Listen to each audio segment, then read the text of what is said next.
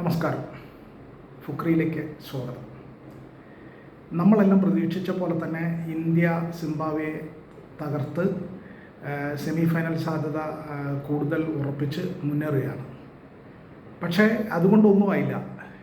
ഞായറാഴ്ച നടക്കുന്ന വെസ്റ്റ് ഇൻഡീസുമായുള്ള മത്സരത്തിൽ ഇന്ത്യ ജയിച്ചേ മതിയാവുള്ളൂ. അവിടെ പിന്നെ നെറ്റ് റൺ റേറ്റിന് പ്രസക്തിയൊന്നുമില്ല. നെറ്റ് റൺ റേറ്റിൽ വെസ്റ്റ് ഇൻഡീസ് മുന്നിലാണ്. പക്ഷെ അതിന് വലിയ പ്രസക്തിയൊന്നുമില്ല. അതിന് വലിയ പ്രസക്തി ഇല്ല എന്നല്ല, അതിന് തീരെ പ്രസക്തിയില്ല. ഇനി നോക്കൗട്ട് ഗെയിമാണ് ഇന്ത്യ വെസ്റ്റ് ഇൻഡീസ്. അതിൽ ആര് ജയിക്കുന്നോ അവർ സെമി ഫൈനലിലെത്തും. അപ്പോൾ പിന്നെ കഴിഞ്ഞ ദിവസം ഇന്നലെ സിംബാബ്വെക്കെതിരെ കാഴ്ചവെച്ചൊരു ബാറ്റിംഗ് 256 റണ്ണിൻ്റെ കൂറ്റൻ സ്കോർ ഇന്ത്യ നേടുകയുണ്ടായി 20 ഓവറിൽ.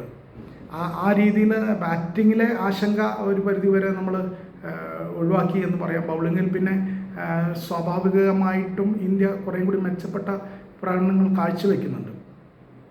എന്തായാലും ഇതൊക്കെയാണെങ്കിലും വെസ്റ്റ് ഇൻഡീസിൻ്റെ അടുത്ത കളി, അതും നിർണായകമായ ഒരു കളി, ഒരു ലോകകപ്പിലെ സെമി ഫൈനൽ സ്പോട്ട് നിർണ്ണയിക്കുന്ന വളരെ നിർണായകമായ ഒരു കളി. ആ കളിയിൽ പിന്നെ ഒരു പിഴവിനും സ്ഥാനമില്ല എന്നുള്ളത് മനസ്സിലാക്കിക്കൊണ്ട് കളിക്കണം. സ്ട്രാറ്റജിക്കലി ആൻഡ് ടെക്നിക്കലി വളരെ ക്ലിയറായ ക്ലാരിറ്റിയോടുകൂടി ആയിരിക്കണം ആ കളിയെ സമീപിക്കേണ്ടത്. വെസ്റ്റ് ഇൻഡീസ് ഉഗ്രൻ ടീമാണ്. 2020 പ്രത്യേകിച്ച് അവർ വളരെ എക്സ്ക്ലൂസീവ് നേച്ചറിലുള്ള വളരെ പൊട്ടിത്തെറി സ്ഫോടനശേഷിയുള്ള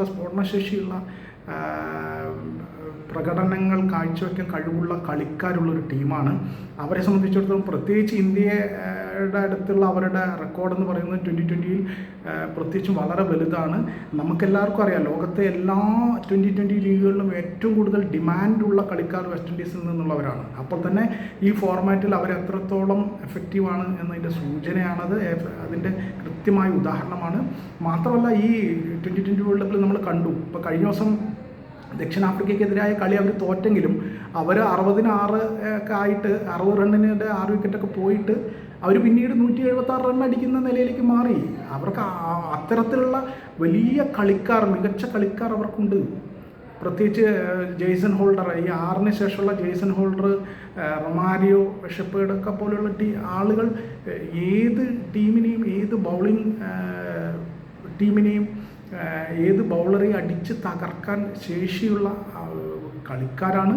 അപ്പോൾ തീർച്ചയായിട്ടും വെസ്റ്റ് ഇൻഡീസിനെ നമ്മൾ 1 മുതൽ 10 വരെയുള്ളവരെ പേടിക്കണം.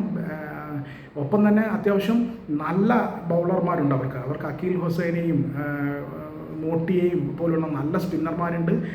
ഷമാർ ജോസഫിനെയും ജെയ്സൺ ഹോൾഡറിനെയും ഒക്കെ പോലെയുള്ള മാത്യു ഫോർഡിനെയൊക്കെ പോലെയുള്ള നല്ല ഫാസ്റ്റ് ബൗളേഴ്സും ഉണ്ട്. അപ്പോൾ അവരെല്ലാ അർത്ഥത്തിലും വളരെ സന്തുലിതമായ ഒരു ടീമാണ്. ഇന്ത്യയെ സംബന്ധിച്ചിടത്തോളം ഇന്ത്യക്ക് തീർച്ചയായിട്ടും വലിയ അഡ്വാൻറ്റേജ് ഇന്ത്യക്ക്, പിന്നെ പ്രത്യേകിച്ച് ഹോം മാച്ച് എന്നുള്ളതിൽ ഇന്ത്യയിൽ തന്നെ കളി നടക്കുന്നു എന്ന വലിയ അഡ്വാൻറ്റേജ് ഇന്ത്യക്കുണ്ട്. ഇന്ത്യയെ സംബന്ധിച്ചിടത്തോളം അങ്ങനെ ക്രൂഷ്യൽ ഒരു ഗെയിമാണ് എന്നതിനൊഴികെ ബാക്കി ആ രീതിയിൽ വെസ്റ്റ് ഇൻഡീസിനെതിരെ ഭയക്കേണ്ടതായിട്ടൊന്നുമില്ല. പക്ഷേ അങ്ങനെ പറയുമ്പോഴും വില കുറച്ച് കാണരുത്. തീർച്ചയായിട്ടും ഇന്ത്യയുടെ ടോപ്പ് ഓർഡർ, ഇപ്പോൾ സിംബാബ്വെക്കെതിരെ ടോപ്പ് ഓർഡർ ഏതാണ്ട് സഞ്ജു സാംസൺ വന്നതോടുകൂടി, മലയാളി താരം സഞ്ജു സാംസൺ വന്നതോടുകൂടി ഏതാണ്ട് ഒരു മികച്ച നിലയിലായിട്ടുണ്ട്. അഭിഷേക് ശർമ്മ നന്നായി കളിച്ചു സിംബാബ്വെക്കെതിരെ, ഇഷാൻ കിഷൻ കളിച്ചു, തിലക് വർമ്മ കളിച്ചു, ഹാർദിക് പാണ്ഡ്യ കളിച്ചു, ക്യാപ്റ്റൻ സൂര്യകുമാർ യാദവ് കളിച്ചു. അപ്പോൾ ബാറ്റിങ്ങിനെ സംബന്ധിച്ചോ ബൗളിങ്ങിൽ അക്സർ പട്ടേൽ വന്നതോടുകൂടി കുറേ കൂടി സ്പിന്നിങ് ഡിപ്പാർട്ട്മെൻറ്റിൽ വരുൺ ചക്രവർത്തിയുടെ ഫോമില്ലായ്മയാണ് നമ്മളെ കുറച്ചൊരു ബുദ്ധിമുട്ടിലാക്കുന്നത്. കാരണം ദക്ഷിണാഫ്രിക്കയ്ക്കെതിരെയും സിംബാബ്വെക്കെതിരെ അദ്ദേഹം അത്ര മികച്ച ബൗളിംഗ് അല്ല കാഴ്ചവെച്ചത്. അപ്പോൾ അതുകൊണ്ട് തന്നെ നമ്മൾ ആ ഭാഗത്ത് വരുൺ ചക്രവർത്തിയുടെ കാര്യത്തിൽ, വരുൺ ചക്രവർത്തി നമ്മുടെ മാച്ച് വിന്നറാണ് വരുൺ ചക്രവർത്തി. അപ്പോൾ വരുൺ ചക്രവർത്തിയുടെ ഫോമിൻ്റെ ഒരു ഡിമ്മ് ഇട്ടുണ്ട്, കുറച്ചൊരു മോശം അവസ്ഥയിലേക്ക് അദ്ദേഹത്തിൻ്റെ ബൗളിംഗ് പോയിട്ടുണ്ട്. അത് തീർച്ചയായിട്ടും വെസ്റ്റ് ഇൻഡീസ് പ്രത്യേകിച്ചും വളരെ വൾണറബിളാണ് സ്പിന്നേഴ്സിനെതിരെ. പ്രത്യേകിച്ചും വരുൺ ചക്രവർത്തിയെ പോലെ മിസ്റ്ററി ആയിട്ടുള്ള ദുരൂഹതയുള്ള ഒരു സ്പിന്നറെ നേരിടാൻ വെസ്റ്റ് ഇൻഡീസ് ബുദ്ധിമുട്ടുമെന്നുള്ള ഉറപ്പാണ്. അപ്പോൾ അതുകൊണ്ട് വരുൺ ചക്രവർത്തിയുടെ ഫോം ഇന്ത്യയെ സംബന്ധിച്ചിടത്തോളം വളരെ നിർണായകമാണ്. പിന്നെ ഫാസ്റ്റ് ബൗളിങ്ങിൽ നമുക്ക് അങ്ങനെ ഭയപ്പെടാനൊന്നുമില്ല. ജസ്പ്രീത് ബുംറയും ഹർഷദീപ് സിംഗും നല്ല ഫോമിലാണ്, നന്നായി ബോൾ ചെയ്യുന്നുണ്ട്.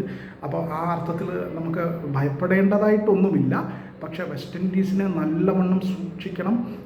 ഈ ടൂർണമെൻറ്റിലെ തന്നെ മികച്ച ടീമുകളിൽ ഒന്നാണ് വെസ്റ്റ് ഇൻഡീസ് എന്നത് നമ്മൾ മറക്കരുത്. ആ നിലയിൽ ടീം കോമ്പിനേഷനിലും പിന്നെ സ്ട്രാറ്റജികളിലും തന്ത്രങ്ങളിലും ഒരു കാരണവശാലും പിഴവ് വരരുത്.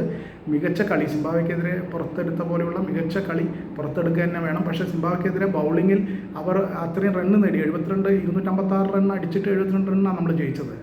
അപ്പം ആ നിലയിൽ പിന്നെ എതിർ ടീമുകൾ അടിച്ച് കളിക്കുന്നുണ്ട് ഇന്ത്യൻ ബൗളിങ്ങിനെ എന്നുള്ളതും, പിന്നെ 2020 ആയതുകൊണ്ട് ബൗളർമാരെ പറഞ്ഞിട്ട് കാര്യമില്ല. കാരണം ബാറ്റർമാർ പിന്നെ ഡൊമിനേറ്റ് ചെയ്യുന്ന ഒരു ഫോർമാറ്റാണ് ഈ 2020.